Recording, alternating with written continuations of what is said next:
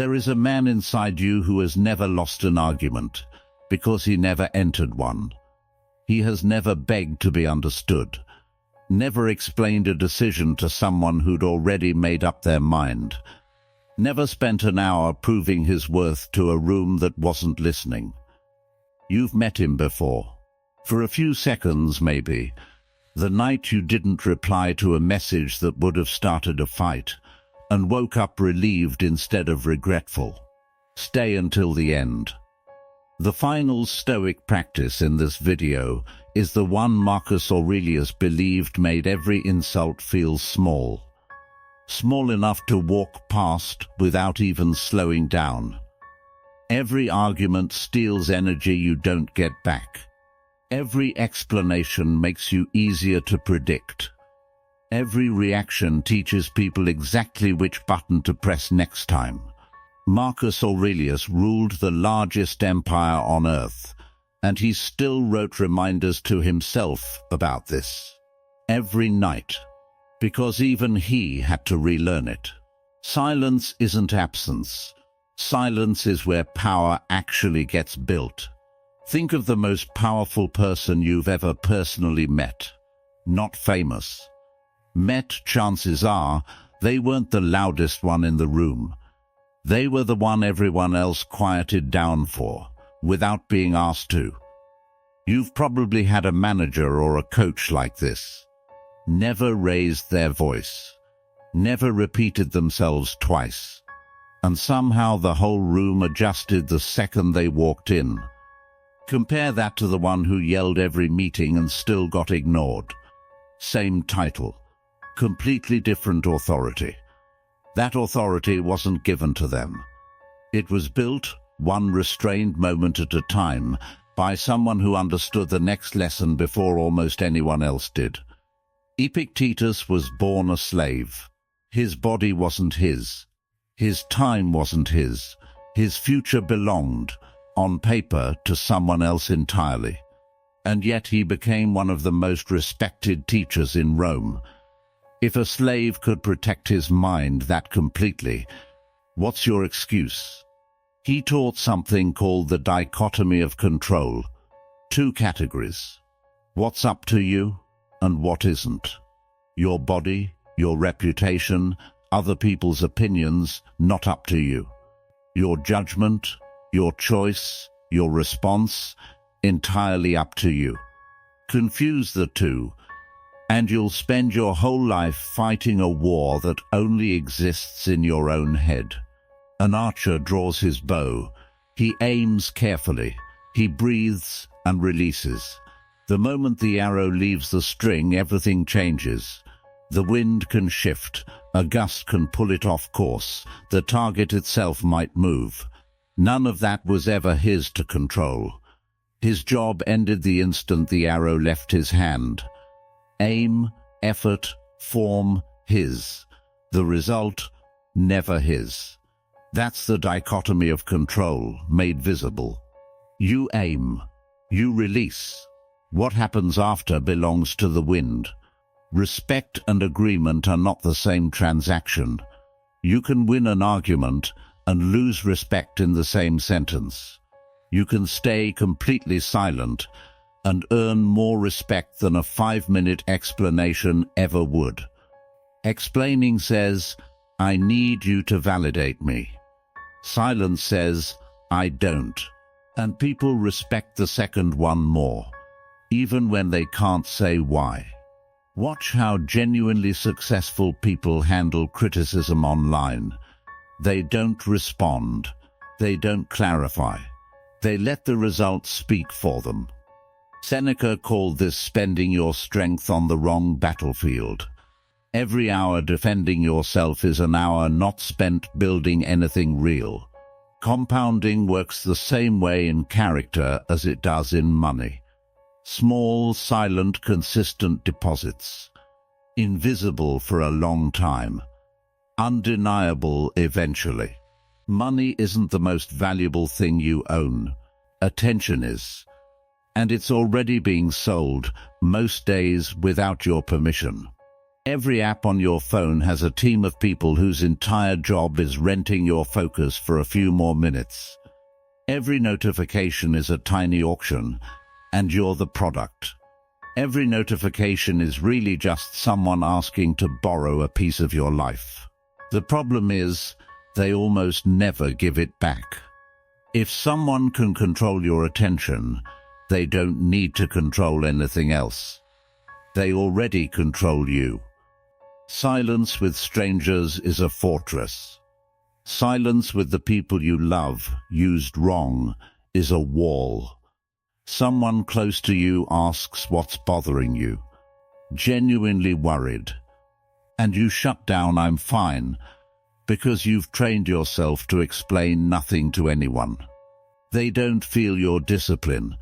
They feel shut out. Protecting your peace was never about shutting people out. It's about choosing who earns your explanations, and giving those people more of you, not less. There's a studied phenomenon called reactance. The more pressure someone feels to explain or defend themselves, the more reactive they become, even when they've done nothing wrong. Provocation isn't random.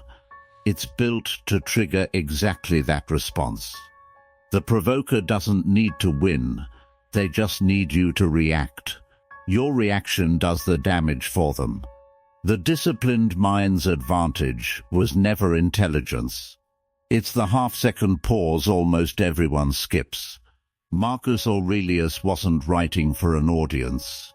He was the most powerful man alive, and every night in a tent on some military campaign, he wrote privately. Not to be admired, to catch himself before his own mind talked him into a bad decision. Nobody was meant to read those pages. They were only found after he died. One line, paraphrased, when someone wrongs you. Ask what they believed was good in that moment, because no one acts against what they think serves them. Try it yourself. Next time someone criticizes you unfairly, pause and ask what they believe is true that's making them act this way. You don't have to agree. Just understand it. That question alone kills most of the reactions you'd otherwise regret. There's a Stoic practice, older than most people realize, called Premeditatio Malorum, negative visualization. Imagine right now that tomorrow everything disappears. Your phone, your money, your friends, your health. All of it. Gone. Now ask yourself honestly, which of today's arguments would still matter? Marcus and Seneca both practiced this on purpose, not to become pessimists, to take fear's power away in advance. When you've already rehearsed losing everything, nobody can threaten you with anything.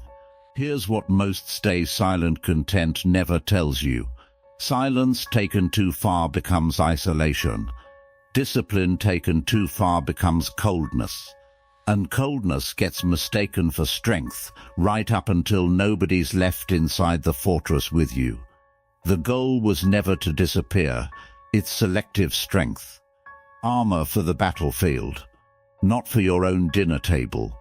Someone once asked a sculptor how he created his masterpiece from a single block of marble. He said, "I didn't add anything. I just removed everything that wasn't already the statue." That's the part almost nobody notices about Stoicism. It was never about adding strength.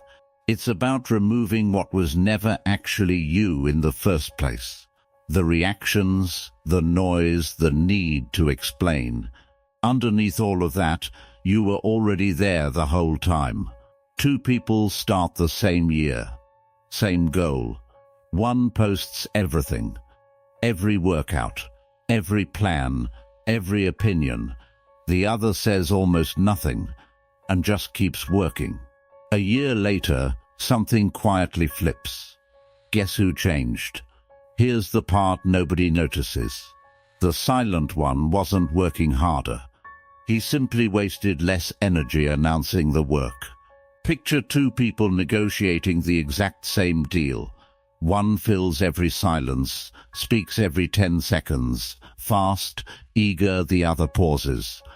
Lets the silence sit there, uncomfortable, on purpose. Negotiation researchers have studied this for decades, and almost every study reaches the same conclusion. The pause creates pressure. The one who speaks less walks away with more. This isn't ancient mysticism. It's a documented advantage. Almost nobody trains for it. The top 1% don't wake up more motivated than everyone else. That's not it. They just protect 5 things better than the people around them. Focus, energy, time, attention, and who gets access to their reasons. Average people protect their opinions. Elite people protect their attention. Musonius Rufus, the teacher who trained Epictetus, believed philosophy was worthless if it stayed a theory. He said it has to be practiced daily like a physical exercise, or it means nothing at all. So today, pick one moment where you'd normally explain yourself, defend yourself, react, and don't. Not avoidance. Discipline. Watch how much energy you still have left by the end of that day. Close your eyes for a second. Picture yourself, 10 years from now, older, steadier, sitting across from you. He doesn't say much anymore. He never does. But he looks at you and says one sentence. I wasn't built by motivation. I was built by the reactions I refused. Every argument you don't enter today is a brick in that version of you. The calmest people under pressure don't feel less.